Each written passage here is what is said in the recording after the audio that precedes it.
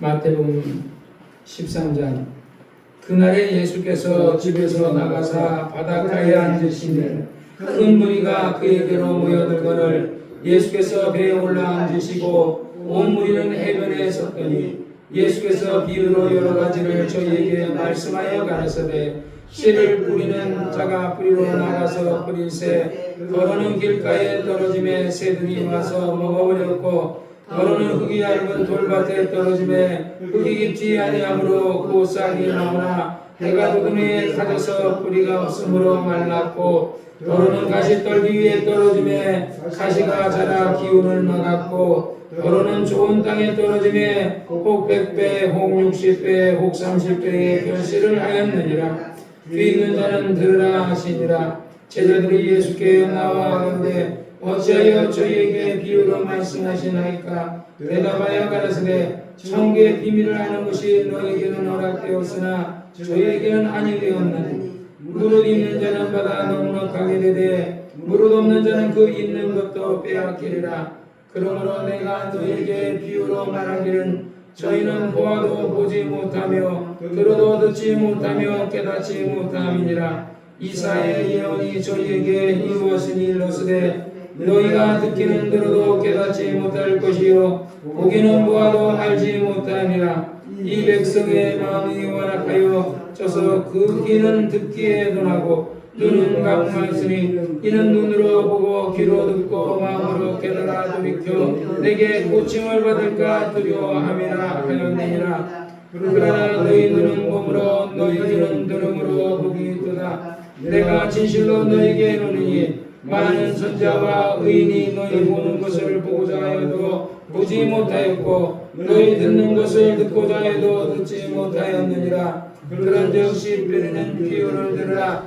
아무나 천국 말씀을 듣고 깨닫지 못할 때에는 악한 자가 와서 그 마음에 뿌리운 것을 빼앗나니 이는 곧 길가에 뿌리운 자요 돌밭에 뿌리었다는 것은 말씀을 듣고 즉시 기쁨으로 왔되 그 속에 뿌리가 없어 잠시 견디다가 환난이나 핍박이 일어나는 때에는 곧 넘어지는 자요 가시떨기에 뿌리었다는 것은 말씀을 들으나 세상의 염려와 재리의 유혹에 말씀이 막혀 결실치 못하는 자요 좋은 땅에 뿌리었다는 것은 말씀을 듣고 깨닫는 자니 결실하여 100배 혹 60배 혹 30배 되느니라 하시더라. 아멘. 하나님 아버지, 오늘도 하나님께서 우리에게 하나님의 귀한 말씀을 주심을 감사합니다. 아멘. 이 말씀을 듣고 옥토와 같이 깨닫는 자 되게 도와주시고 아멘. 그 깨달음을 잃어버리지 아니하고 끝까지 유지할 수 있도록 도와주시옵소서. 아멘. 예수님의 이름으로 간절히 기도드렸사옵나이다. 아멘.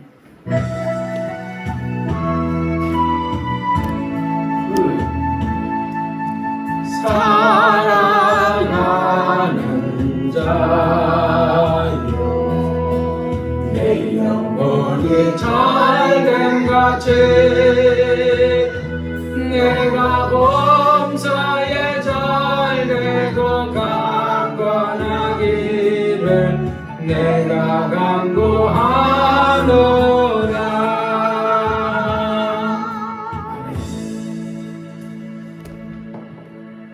하나님은 세상을 사랑하여서 모든 사람들을 지옥의 멸망에서 구해주시려고 독생자 예수 그리스도를 보내주셨어요.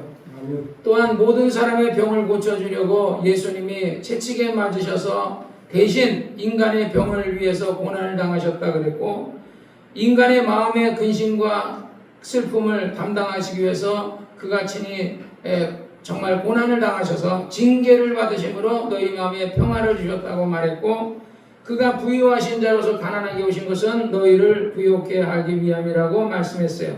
그리고 예수님이 십자가에서 마지막에 돌아가시기 전에 다 이루었다 그랬어요. 그런데 왜 우리에겐 이루어지지 않느냐는 거죠. 다 이루었는데 예수님은 다 이루었는데 왜 우리는 건강해야 되는데 건강하지 못하고 왜 우리는 구원을 받지 세상 사람들은 구원을 받지 못하고 예수님이 죽으신 것은 어느 개개인을 위해 죽은 게 아니라 인류를 전체를 위해 죽으신 거예요. 첫사람 아담으로 인하여 죄가 세상에 왔듯이 첫사람 아담의 죄가 사해지면 온 인류가 사함을 받는 거거든요. 그럼 모든 사람들은 다 사함을 받는데 왜 지옥 가느냐? 그 사람들이 안 믿어서 그래요.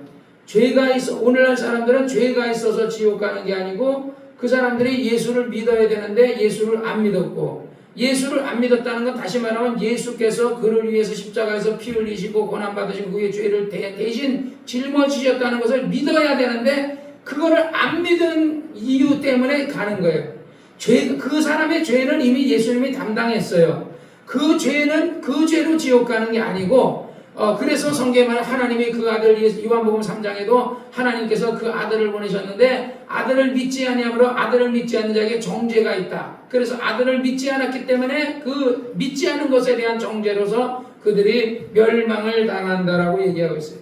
오늘날도 우리가 많은 사람들이 복을 받아야 되는데 왜 복을 못 받냐? 우리는 복 받으면 뭐 떼돈 벌고 이런 것으로 복 받는 걸 이렇게 생각하는데 그렇지 않아요.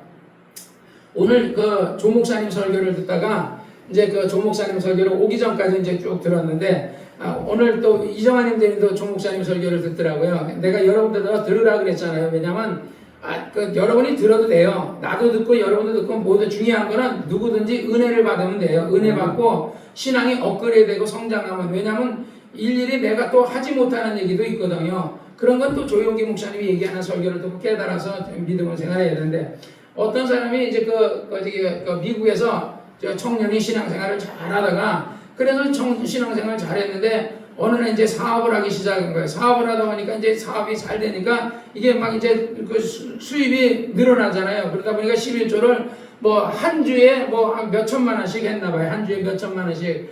그 몇 천만 원씩 하다 보니까 이 사람이 가만 생각하니까 내가 왜 이렇게 몇 천만 원씩 내가 하나님 앞에 드려야 되나. 그래가지고 인색한 마음이 들고, 그 다음에 또 그 내가 주일날 문을 닫은 만큼 내가 기업이 손해 아니냐. 가게가 문을 닫으면 장사가 안 되잖아요. 그러니까 주일날도 문을 열고, 나도 또 11조를 온전히 하는 거는 그렇고, 내가 한 주에 뭐 몇 거 지금 이렇게 하는 건 좀 그렇다. 그래가지고 이 사람이 이제 11조 생활을 안 하고, 그래서 이제 어느 날 목사님이 신방을 했더니 목사님, 그냥 우리나라 돈으로 한 100달러, 그러니까 100달러니까 12만 원 정도, 그때 환산은 지금은 한 14만 원 정도 되는지 모르겠는데, 100달러가. 그러니까 그때 당시에는 한 12만 원 정도 됐나 봐요. 조 목사님 설교할 때. 그러니까 한 주에 그냥 내가 12만 원 정도만 내가 헌금하면 되지, 내가 그렇게 많이 할 필요는 없다, 이러고 했다나 봐요. 그러면서 교회를 안 오니까, 형제님 왜 교회를 안 오냐, 그러니까 내가 교회를 가면은 그건 가게 문을 닫아야 되는데 가게 문을 닫는 만큼 내가 물질적으로 손해다. 그래가지고 목사님 이제 신방을 가셔가지고 알았다고 기도를 했다는 거야. 하나님 아버지, 이 암흑의 청년이 이 아주 그 장사가 하나님께서 너무 복을 많이 주셔가지고 그 가게가 이게 한 개가 두 개가 아니고 여러 개가 이렇게 하다 보니까 너무 많이 그 장사가 바빠서 교회도 못 나오고, 이렇게 해서 이 사람이 하나님이 이 땅에 독생자 예수 그리스도를 주신 것은 이 사람의 영혼을 구원하라고 이렇게 오셨는데, 이 돈 때문에 이 사람이 망하게 되었으니 하나님 이 사람의 가게를 불나게 해주시옵소서. 그 목사님 너무 심했더라고. 이 가게를 불나게 해주시옵소서. 그래서 그 가게 중에 다 태우지 말고 그 가게 중에 몇 개만 태우면 이 사람이 정신을 차려서 신앙생활을 할 테니까 하나님 이 사람의 가게를 불나게 해줘요. 그러니까 기도가 끝나고 났더니 목사님 그렇게 심한 말을 하느냐. 하나님이 독생자를 주신 것은 너 영혼 구원받으라 그러는데, 네가 돈을 너무 많이 벌고, 내가 돈을 많이 벌다 보니까 바쁘다 보니까 네가 신앙생활을 못하니까 영혼을 구원하는 게 먼저고 범사는 나중인데, 범사가 너무 잘 돼서 영혼을 잃어버리게 생겼다. 그러니까 가게가 불나는 게 낫다. 이러고 했더니 그 청년이 회개를 했다는 거예요. 근데 그 회개한 것이 가게가 진짜 불나서 회개했는지 모르겠지만 나중에 그 청년이 회개하고 그 다음부터는 신앙생활을 열심히 했다 그러더라고요. 오늘날도 마찬가지예요. 하나님이 우리에게 우리 영혼을 구원하시려고 독생자를 주셨는데, 오늘 많은 사람들이 신앙생활을 열심히 했는데 열심히 하지 못할 때가 있단 말이죠. 그래서 하나님께서는 정말 우리가 영혼이 잘된 같이, 그러니까 아까도 우리 찬송할 때 뭐예요? 영혼이 잘된, 먼저가 뭐예요? 영혼이 잘 되는 거예요. 영혼이 잘 되고 그 다음에 범사도 잘 되고 육체가 강건한 것이 우선이다. 그런 얘기 하더라고요. 참 오늘날 사람들이 예수를 참 믿었으면 참 좋겠는데 예수 믿는 게 참 쉽지 않은 것 같아요. 조영기 목사님이 옛날에 엄마 아버지 품에서 자란 게 아니라 할머니 할아버지 품에서, 옛날에 이제 그 언양에 빨치산들이 언양에 있어가지고 산에 있다가 그러니까 아마 그 가지산인지 어딘지 그 산에 있다가 그러니까 언양 그 중심이 시내가 아니고 아마 더 깊은 오지 산골이었던 것 같아요. 그러니까 빨치산에 내려서 자꾸 아버지를 죽이려고 그러니까 아버지 엄마가 이제 그 형제들을 데리고 부산으로 피난 갔다는 얘기를 내가 했잖아요. 그러니까 할머니하고 할아버지하고 이제 조은 목사님이 이제 살았어. 그러다 보니까 할머니가 맨날 이놈의 내 새끼 이러고 이제 살았는데 조 목사님이 이제 예수를 믿고 아버지도 이제 예수 믿고 엄마도 예수 믿고 형제들도 다 예수 믿는데 마지막에 할머니 할아버지가 예수를 안 믿는 거예요. 그러니까 이 할머니 찾아가가지고 할머니는 아주 어마어마한 불교 신자라는 거야. 그래가지고 할머니 그게 나는 이제 예수를 믿어서 나는 천국을 가는데 할머니는 나중에 불교를 믿다가 극락 가신다 그러는데 할머니가 가는 그 극락하고 내가 가는 천국하고는 다른 데라서 이제는 할머니 이제 빠이빠이라고 할머니 못 만나. 그러면 내가 내 새끼 어떻게 해야 하나? 내 새끼 만나야 되는데 내 새끼 못 만나면 그러니까 할머니가 예수를 믿으라고 부처를 믿지 말고 예수님을 믿으라대. 아니 내가 평생을 부처님을 믿었는데 어떻게 내가 예수님을 믿냐고 신앙을 바꾸냐 그래. 그러면 할머니 그냥 극락 가시라고 나는 천국 갈 거니까. 그러면 할머니 영원히 나 못 만난다 그랬더니 아이고 그러면 어떻게 하면 좋겠냐니까. 그러면 할머니가 내가 믿는 예수를 믿어 나랑 같이 내가 가는 천국 가면 할머니는 나랑 영원히 천국 가지 않겠냐 그랬더니 할머니가 그러면 우리 손자랑 같이 천국 가야 되니까 내가 어떡하냐 부처님한테 섭섭해도 부처님하고 헤어지고 이제 예수님을 믿어야지. 그래서 할머니가 예수님을 믿었다는 거야. 근데 이 할머니는 글자를 알지 못한대요. 그 한글도 모르고 한문도 모르고 글자 하나도 모르는데 예수를 믿어 찬송가를 비니 찬송가를 알아요. 성경을 비니 성경을 알아요. 그런데 막 이제 손자 따라서 예수님 믿고 어느 날 이제 저 가면 갑자기 나무 감생보다 할렐루야.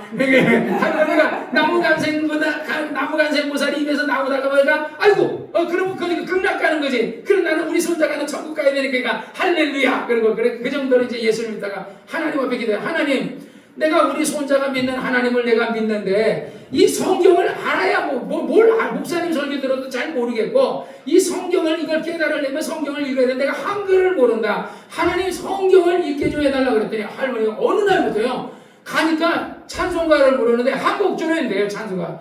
그러니까 찬송가를 그냥 자기 맘대로 그냥 부르는데 글자를 읽어가면서 부르더라. 그러면서 할머니가 글자를 몰랐는데 어느 날 글자를 읽더라는 거야. 글자를. 그러니까 성령이 역사하니까요. 글자를 모르는 할머니가 글자를 알게 되니까 글자를 알게 해주시더라는 거야. 그럼 내가 신기한 이적을 봤다 그러면서 우리 할머니가 한글 하나도 모르는 그 할머니였는데 한글을 알게 해달랬더니 하나님이 갑자기 한글을 읽게 해주셨다. 그런 얘기 하더라고요.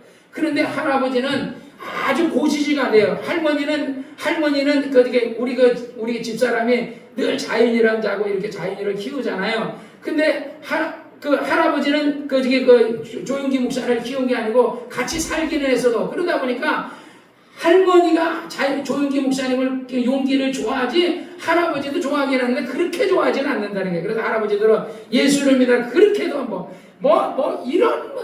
그냥 꿈쩍도 안 한다는 거예요. 할아버지는요. 그러니까 그냥 유교 사상이 꽉 들어짜가지고 할아버지는 돌아가실 때까지 예수를 안 믿고 돌아가셨는데 할머니는 예수 믿고 돌아가셨다. 그러니까 엄마 아버지도 예수 믿고 형제들도 안 예수 할머니까지 예수를 믿게 됐다는 겁니다.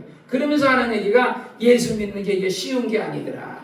예수 믿는 거 아무나 세상 아무나가 다 이게 예수 믿을 것 같은데 그게 아니더라. 왜냐하면 하나님이 택한 사람이 있는 것 같다. 그래서 조영기 목사님 가끔 얘기해요. 나는 순복음 장로교의 예정론을 믿지 않지만 나는 그 예정론을 그게 맞다고 생각한다. 그런 얘기 하더라고요. 그러면서 하나님이 정말 택한 사람이 있는 것 같다. 택한 사람이 아니고서야 그러니까 그 사람은 안 택했으니까 그렇게 정말 그 사람들이 안 믿는 거 아니냐 그런 얘기 하더라고요. 근데 내 생각에는 조금 이제 그 말도 맞지만 하나님이 택한 건 맞아요. 성경에 보면 창세전에 내가 너희를 택했다 그러거든요. 그러니까 하나님이 아브라함을 볼 때 하나님이 아브라함이라는 사람을 택했을 때 그 안에 그 안에 하나님을 섬길 만한 그런 종교심이 있는 것을 본 거예요.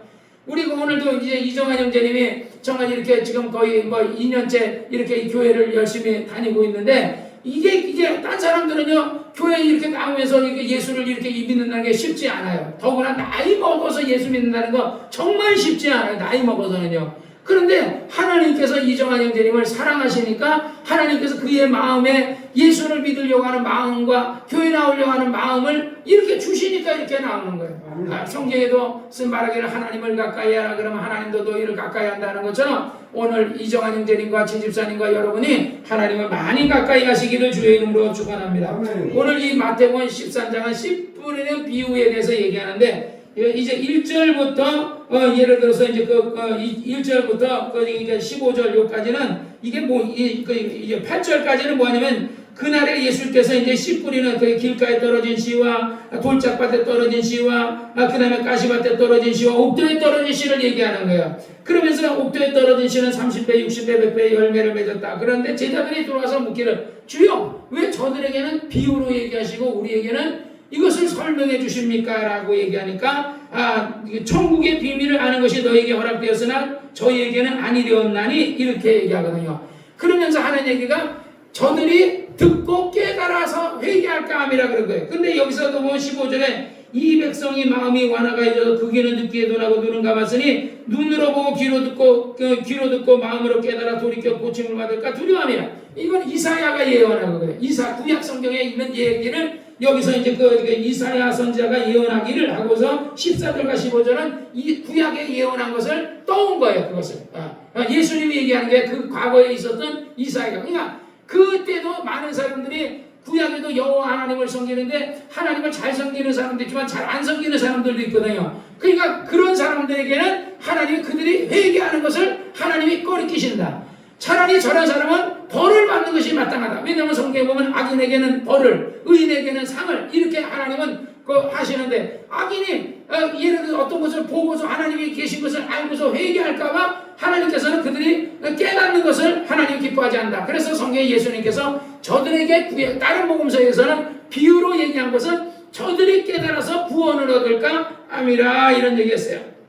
12절에 보면 무릇 있는 자는 받아 넉넉하게 되되 무릇 없는 자는 그 있는 것도 빼앗기리니 그러거든요. 그러니까 하나님은요 있는 자는 더 있게 하시고 없는 자는 그 있는 것도 빼앗는다. 하나님을 사랑하는 자는 하나님을 더 사랑하게 하시고 하나님을 안 사랑하는 사람은 하나님을 사랑하려고 해도 나중에는요 사랑해지지 않아요. 우리가 예를 들어서 신앙생활 하다가 옛날에 조 목사님 저번에 내가 비유 얘기할 때 그랬잖아요. 조 목사님 집과 성령을 받았다가 성령 없다 하나님 없다 이러고서 세상으로 나갔는데 나중에 그가 병드니까 회개해서 나를 위해 기도해달라는데 꿈쩍도 안 하다 돌덩어리에 기도하는 것 같다는 내가 전에 얘기했잖아요. 그러니까 하나님이 한 번 실망을 느껴버리면요 그 사람을 향해서 우리가 생각할 때는 좀 고쳐서 이제 좀 써도 되지 않겠나 이렇게 하는데 하나님은 그렇지 않다는 거예요.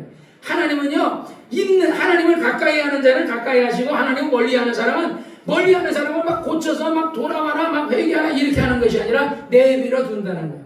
그래서 성경에 하나님께서는 유혹을 역사한다 그랬어요. 우리가 예를 들어서 거짓 것을 믿고 우리가 자꾸 죄악을 사랑하고 그런 사람에게는 하나님은 유혹을 역사하사 타락하게 만든다는 거예요. 그래서 우리가 신앙생활은 우리가 더 열심히 잘해야 된다는 거야. 그래서 우리가 하나님을 많이 사랑하고 정말 우리가 말씀을 사랑하고 기도하고 성경에 그런 말을 하잖아요. 모이기를 피하는 어떤 자들의 습관을 주지만 그날에 대해서 더 열심히. 그러니까 초대교회 때도 모이기를 피하는 자들이 있었다는 거예요. 그러니까 이게 초대교회 때나 지금이나 구약시대나 다 똑같아요. 시대가 변하고 문화가 변하고 문명이 변했을 뿐이지 신앙생활은 거의 다 똑같다는 거예요.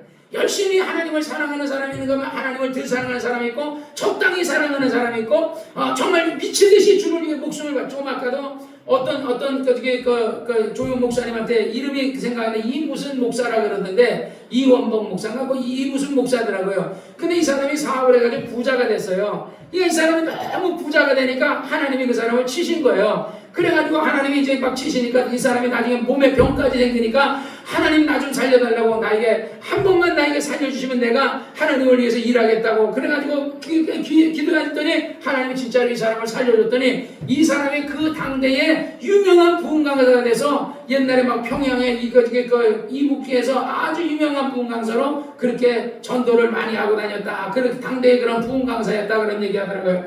그러듯이 하나님이 어떤 사람이 너무 정말 재물이 많아서 그 재물로 인하여 타락할 것 같으면 그 재물을 거둬가시기도 하시고 우리의 육체가 건강해서 우리 육체가 예를 들어서 정말 이 육체 때문에 우리 영혼이 망할 것 같으면 육체를 거둬 하는 거예요. 그러니까 나중에 병든 다음에 왜 하나님 나를 왜 이렇게 하셨습니까? 하기 전에 하나님 앞에 내가 신앙생활 잘하면 장수회복이 딴 게 아니에요. 하나님을 공경하고 하나님을 사랑하고 하나님을 많이 사랑하는 사람이 장수하게 되는 거예요. 하나님을 적당히 사랑하고 세상을 사랑하고 세상과 짝하고 이런 사람은 하나님이 장수의 복을 주는 게 아니에요. 그러니까 심은 대로 거두는 거예요. 많이 심은 사람 많이 거두고 적게 심은 사람 적게 거두고 악한 것을 심으면 악한 것을 거두는 거고 선한 것을 심으면 선한 것을 거두는 거예요. 그래서 하나님을 뭐라 그래요? 공평하신 하나님이라는 거예요. 우리가 하나님을 향해서 왜 하나님 나에게 이렇게 하십니까? 하고 원망할 필요가 없는 것은 내가 심은 것을 내가 거두는 거예요. 그런데 우리 하나님은 어떤 분이냐? 예비하시는 하나님이세요. 여러분의 가는 모든 길을 하나님은 예비하고 있다는 것을 믿으시기를 주의 이름으로 축원합니다. 오늘 내가 여기 이렇게 이 울산 예비당에 오게 된 것도 어떤 때는 내가 김 목사님 그때 어려운 일을 당할 때 내가 그것을 내가 그 글로 변호를 써서 이렇게 오게 되었다 이렇게 내가 얘기했는데 내가 조 목사님의 설교를 들으면서 아니구나 깨달았어요. 하나님이 예비하신 거예요. 하나님이 나를 이곳에 오게 하시기 위해서 예비하신 거예요. 이스라엘 백성들이 가나안 땅에 가뭄이 오니까 그 가뭄이 7년 가뭄이 올 걸, 7년 풍년이 오고 7년 가뭄이 올 거를 하나님이 아셔요 몰라요? 하나님이 아시잖아요. 그래서 요셉을 노예로 애굽의 노예로 팔려가게 해준 거예요. 형들이 팔았지만 그러나 하나님의 그 안에 하나님의 허락하심이 있는 거예요.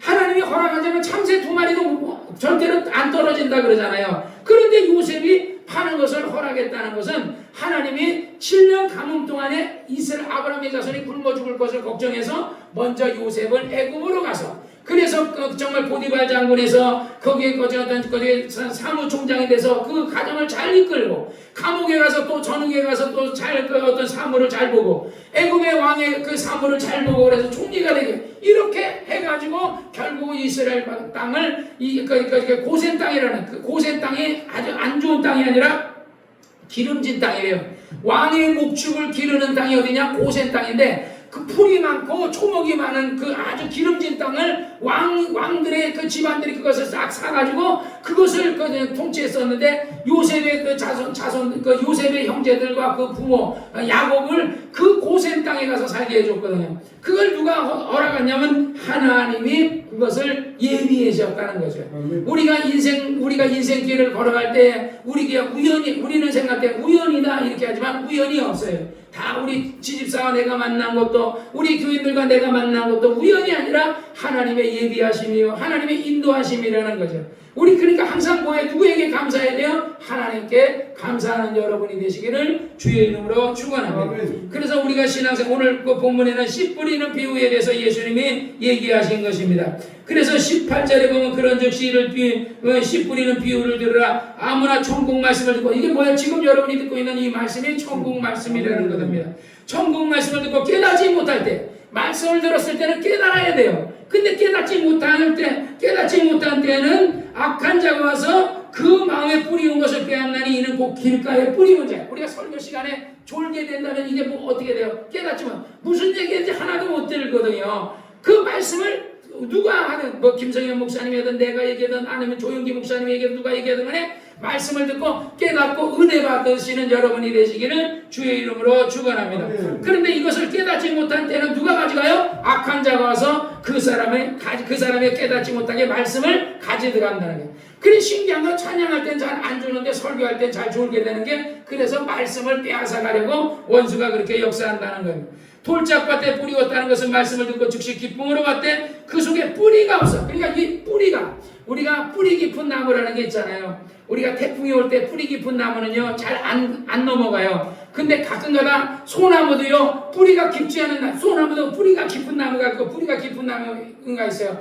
근데 가끔가다 소나무들이 뿌리가 통째로 이렇게 뽑힌 거 보면요 그 소나무가 이렇게 근데 뿌리는 요만해요. 그러니까 작은 뿌리들은 좀 많이 뻗었지만 굵은 뿌리가 제대로 못 뻗은 거예요. 그런데 어떤 소나무는 태풍 불 때 뿌리는 안 뽑혔는데 그 가지가 그냥 꺾여져 버린 데가 있어요. 그런데 가지가 꺾여지면요 그 꺾여진 부분은 죽어요. 그런데 나머지는 또 거기서 싹이 나고 잎이 나고 하거든요. 그러니까 뿌리가 뽑히면 그 나무는 반드시 저번에도 우리 대공원에 걷는데 대공원에 이제 걷다 보면 중간쯤에 항상 뿌리가 뽑혀진 나무가 있었어요. 근데 윗통은 잘라내고 밑에 통을 이렇게 이제 있었는데 있었는데 어느 날 같은 경우 그것을 싹 전기톱으로 뽑았는지 싹 없어졌더라고요. 톱밥가루만 있더라고요. 그러니까 뿌리가 깊지 못한 나무 뽑히면 살지 못하니까 결국 그 뿌리를 파내버리는 것처럼 우리도 마찬가지예요. 우리가 하나님의 말씀의 뿌리가 깊어야 우리가 시험에 들지 않는 거예요. 원수 마귀가 하는 일이 뭐예요? 시험에 들게 하는 거예요. 그러니까 귀신이 하는 일, 우리 한성기 교사가 왜 떠났어요? 시험 들어서 떠난 거예요. 한성기 교사가 우리 권사님한테 자꾸 이러고 전화하고 하더니 이번에는 권사님 왔다 갔는데 시험 들었어요. 왜 그러냐? 내가 고기를 먹을 때 우리가 지금 원래는 이제 이정환 형제님이 앉는 자리에 내가 거기다 앉았다가 잠깐 전화 받으러 왔는데 내가 그 자리에 앉았다가 이정환 형제님이 그 자리에 앉는 바람에 내가 건너편에 가서 우리 자연이 옆에 앉아서 오리고기 먹었잖아요. 권사님이 뭐라는 목사님이 자기하고 말을 안 했다. 근데 내가 앉았을 때 바로 옆에 누가 그냥 조집사 앉았고 그 다음에 권사님이 줬거든요. 이게 바로 옆에 예를 들어서 그 조집사가 앉았기 때문에 옆에서 이렇게 보고 얘기하기가 참 애매해요. 사람을 두고 이렇게 막 비켜가면서 얘기하기가 애매했죠. 그래서 그냥 오리나 버섯 우리 이정환 형제 먹었거든요. 근데 권사님이 시험이 들었어요. 네. 목사님이 고기 먹으면서 한마디 안 했다는 거야. 그러니까 아니 고기를 사주면서 왜 시험 드느냐 이거야. 뭐하러 사주는 거는 주의 종을 대접하려고 해야 되는데 대접했는데 시험에 들어. 그러니까 우리가 시험 들고서 대접하면요 그거는 대접하는 것도 아니에요. 그거 원점 내버리는 거예요. 그래가지고 권사님이 시험 들어서 그래서 이제 나중에 몰랐는데 조집사님한테 그거 얘기했게. 그러니까 원수가 역사하잖아요. 옛날에 우리 박성배 목사 그 교회는요 시험 든 사람 있잖아요. 뭐 교인들한테 시험 든 사람하고 상대자 우리는 이제 그렇게 안 하는데 시험 든 사람 있으면요 교인들이 그 사람을 왕따 해버려요. 그러니까 이 사람이 시험 들어서 막 나중에 견디다 못하면 자기가 자기 스스로 회복해가지고 막 신앙생활 하는데 그 정도로 이 시험이라는 게 뭐냐면 병이에요. 병. 악한 병이란 말이야. 우리가 예를 들어서 그 코로나19 바이러스에 걸리잖아요.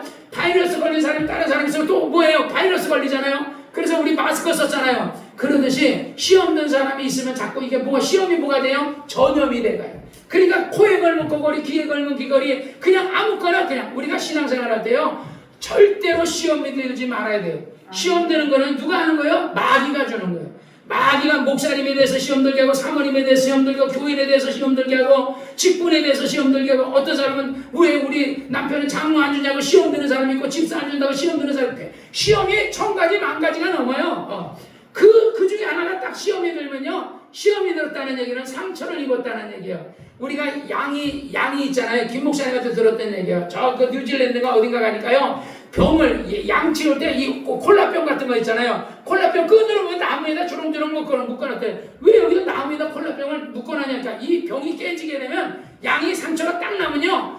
양이 상처가 나는 순간에 기가 먹어버린대요. 기가. 그러니까 목자가 야 얼른 와 정박하고 불러도 안 들린다는 거야.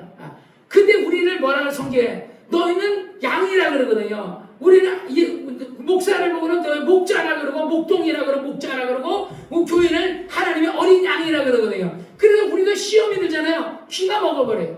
그래서 설교가 안 들려요. 아무리 무슨 얘기 좋은 얘기를 해도 귀가 먹어버리니까요 안 들어요. 시험에 옛날에 우리 임승관 전사님 부인이 내가 얘기했잖아요. 미쳤다는 여자 하나 있었다 그랬잖아요. 그 부인이 시험이 드는 거야. 왜냐면요 교회에서 이제 전도사 남편한테 시험이 드는 거야. 처음에는 남편이 5만원 월급을 받는데 오징어 한 축을 사면요 자기 혼자 먹는데요. 그리고 만화방 빌려가지고 만화책을 혼자서 막 집에서 만화방을 보는데 텔레비가 없는 시대였으니까. 그런데 애기를 낳다가 잘못돼가지고 그 애기를 수술했는데 50만원을 없으니까 부목사님들이 교회다 돈 얘기하지 마라 그래가지고 그냥 목사님들이 많으씩만 헌신했어도 그 수술했을 텐데 그 목사님들도 잘못한 거죠. 그렇다고 해서 그것을 자기가 시험이 들어보니까 누가 손해였어요? 자기가 미쳐버렸잖아요.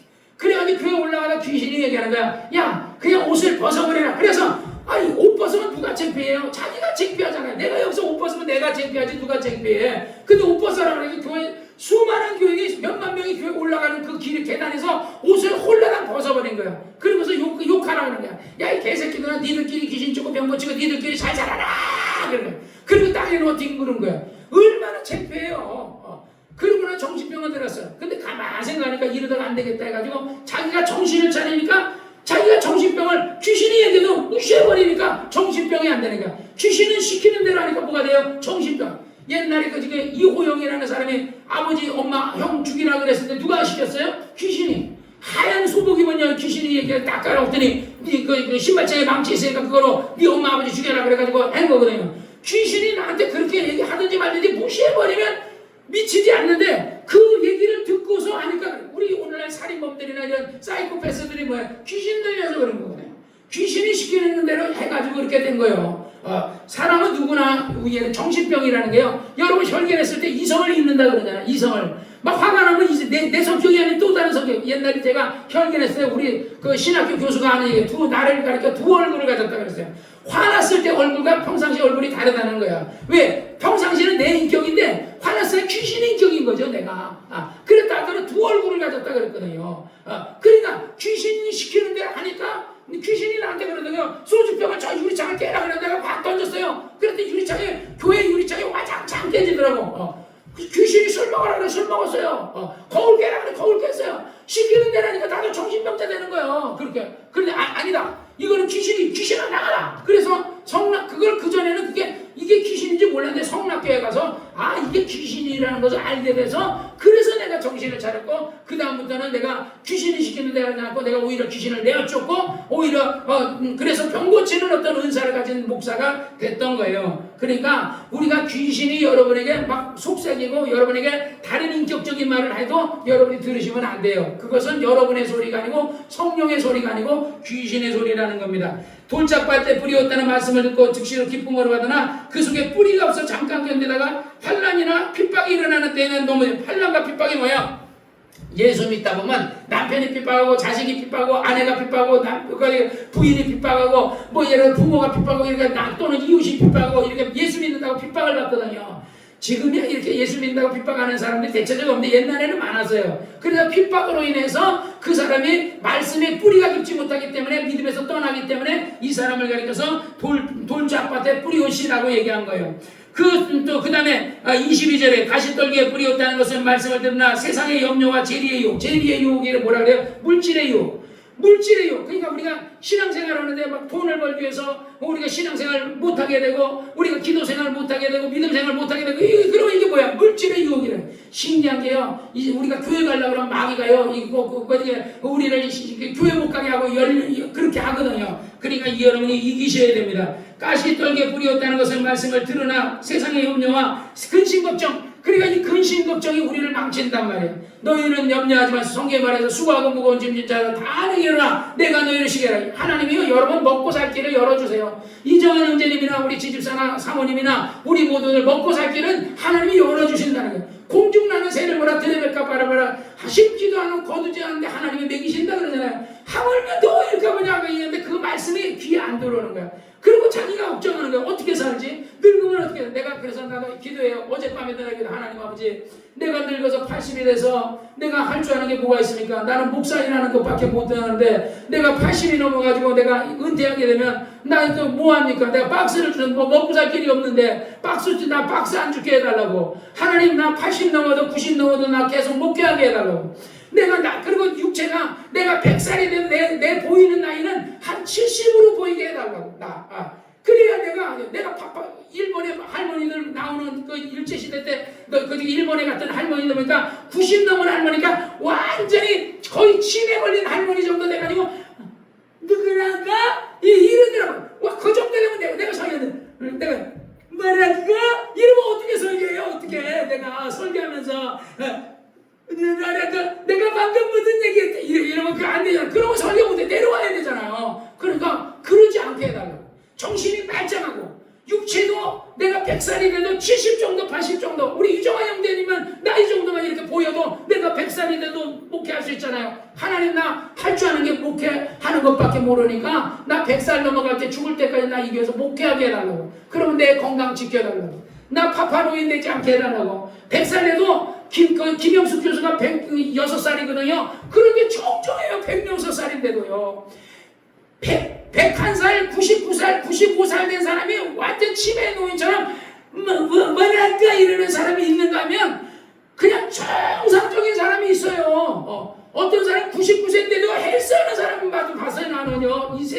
이런 일에서. 그러니까 이정환 형제네도 100몇 살이 되고 막 예를 들어 100살이 넘어가도 항상 정정하시기를 주의 이름으로 축원합니다. 할렐루야. 그러니까 우리는 미리미리 기도해야 돼요. 하나님은 어떤 분이에요? 하나님 무엇이든지 너희가 원하는데 너희가 기도하는데 들어주시는 분이니까. 하나님 아버지, 내가 100살엔 정신이 온정하고 내가 치매 걸리지 않고 내가 정말 정신도 뚜렷하고 언어도 뚜렷하고 팔다리 허리 어깨도 뚜렷하고 온몸에 근육도 있고 굽지 않고 하나님 나 정말 예배 내가 딱 내 몸으로 걸어가서 예배 드리고 모세가 120까지 이렇게 하나님의 일한 것처럼 나도 그렇게 하게 도와 주시옵소서라고 기도하면요 하나님은 여러분의 믿음대로 되게 도와주실 줄로 믿습니다. 그러니까 항상 돌짝박에 떠는 것은 세상의 핍박으로 인해서 예수 믿는 것 그 핍박 때문에 믿음에서 우리가 최일현이가 최일현이가 아니라 최인규 집사 같은 경우에 어떻게 보면 그 형제간의 핍박 때문에 교회 믿음에서 떠난 거거든요. 그러나 어떤 사람들은 세상의 염려와 돈 때문에 그 세상의 믿음에서 떠나는 사람도 있단 말이죠. 마지막 절 23절에 좋은 땅에 뿌리웠다는 것은 말씀을 듣고 깨닫는다니 결실하여 100배, 혹 60배, 혹 30배 되느니라. 그러니까 옥토에 떨어진 씨가 되시기를 주의 이름으로 축원합니다. 할렐루야. 옥토 말씀을 들으면 아멘, 아멘. 목사님이 가르쳐줘도 100살이 돼도 우리는 청정할 수 있다. 하나님이 그 나에게 건강을 지켜주시는 이는 하나님이시지. 내가 내 인생을 책임진다 그러면 내 인생은 100살 넘어도 그렇게 건강할 수가 없어요. 100살 넘으면 일본에서 그렇게 살았던 할머니가 90몇 살 된 할머니가 완전히 그냥 그 요양원에 가 있어야 될 막 그 정도밖에 안 되거든요. 걸어도 제대로 못 다니고 부축해줘야 되거든요. 그러나 김영숙 교수는 우리가 모델이 김영숙 교수인데 연세대학교 김영숙 교수는 106살인데도요 아주 정정합니다. 그러니까 여러분이 이정환 형제는 106살이 돼도 정정할 수 있다고요. 그러면 어떻게 하느냐? 하나님 앞에 예배를 잘 드려야 돼요. 예배하고 하나님 앞에 기도하고 예배가 뭐요? 하나님 앞에 찬양하는 겁니다. 하나님 앞에 그 예배는 아름다운 향기로운 그 향기예요. 우리가 예배를 드리면 이 향기가 하나님께 흠양하듯이 하늘로 천사들이 가지고 올라간다고요. 그럼 하나님이 받으시면요 여러분에게 뭘 주겠어요? 장수를 주시는 겁니다. 생명을 주시는 겁니다. 하나님이 여러분에게 생명을 주시면 여러분은 건강할 수밖에 없습니다. 그래서 똑같이 말씀을 들었는데 어떤 사람은 길가에 떨어진 시여서 하나도 남는 것 없이 졸다가 끝나가지고 그냥 하나도 깨닫지 못하고, 어떤 사람은 은혜를 받아가지고 돌짝밭과 가시밭과 옥토는 은혜를 받아요. 근데 길가는 아예 은혜를 못 받아. 아예 말씀이 이 가슴에 하나도 안 남아. 길가에 떨어 씨알이 말씀 목사님이 설교도 그게 은혜가 되고 팅팅팅 끊어져 나간다는 거예요. 가끔가다 내가 예를 들어서 예수님이 그러잖아요. 예수님이 고향에 가서 설교할 때 그 설교가 튕그러져 나가요. 그래서 그만 그래요. 선지자가 고향에서 환영을 받지 못하듯이 인자도 고향에서 나사렛에서 환영을 받지 못한다 하듯이 나도 우리 고향에 가면 환영 못 받거든요. 그래서 설교하게 우리 교인들한테 설교하면요 설교가 막 맥혀요. 막 우리 지집사한테 막 맥혀 들어가거든요. 근데 우리 집에 가서 얘기하면 우리 집사람 아니 왜 설교를 그냥 편안하게 하지 왜 그러냐 그러는데 안 맥히는 거예요. 그게 내 눈에 보이니까. 은혜 안 받는 게 그게 보이니까 그냥 귀로만 그냥 이렇게 듣고 있지 아무도 은혜를 안 받고 있으니까 아멘 안 하니까 그러니까 그게 보이니까 설교가 제대로 안 되는 거예요. 그래서 설교는요 예수님도 고향에 가가지고 설교 안 했어요. 별로 그냥 쬐끔 얘기하고 그냥 소수의 병인에게 고치고 이적을 안 했거든요. 그러듯이 왜 어떻게 보면 가족이라도요 은혜 받지 않으면 이적이 나타나지 않습니다. 그래서 은혜 받으시기를 주의 이름으로 축원합니다. 그러나 은혜를 받았지만 핍박 때 그 핍박을 잘 이겨야 되고 세상의 재리의 유혹과 물질의 유혹과 세상의 어떤 근심과 걱정 염려가 있어도 여러분이 끝까지 믿음을 잘 지켜줘서 승리하는 여러분 되시기를 주의 이름으로 축원합니다. 기도하겠습니다. 거룩하신 아버지 하나님 감사합니다. 오늘도 이렇게 하나님 앞에 아버지 하나님의 정말